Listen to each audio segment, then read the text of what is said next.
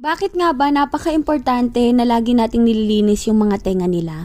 Para maiwas natin sila sa mga ear infection, para maiwas natin sila sa mga ear mites.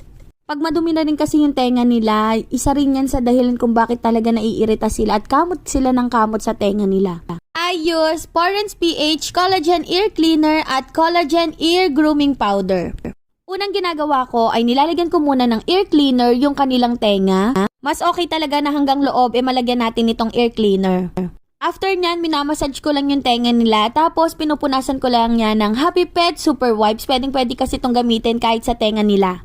Bukod sa katawan nila, ito na rin yung ginagamit kong panglinis ng tenga nila. Tapos dahan-dahan ko lang yan nililinis yung tenga nila. Pagkatapos kong linisin yung tenga ni Carrie ay nilalagyan ko yan ng Porans PH Grooming Powder. Para saan nga ba tong powder na to? Syempre, para matanggal natin yung mga buhok-buhok sa tenga nila dahil isa yan sa sobra talagang nakakairita sa kanila. Para maiwasan na rin natin na magkaroon sila ng mga infection sa kanilang mga tenga ay kailangan tanggalin natin dahan-dahan yung mga buhok sa kanilang mga tenga. Make sure pag ginawa natin to ay dahan-dahan lang natin bunutin yung mga fur sa mga tenga nila.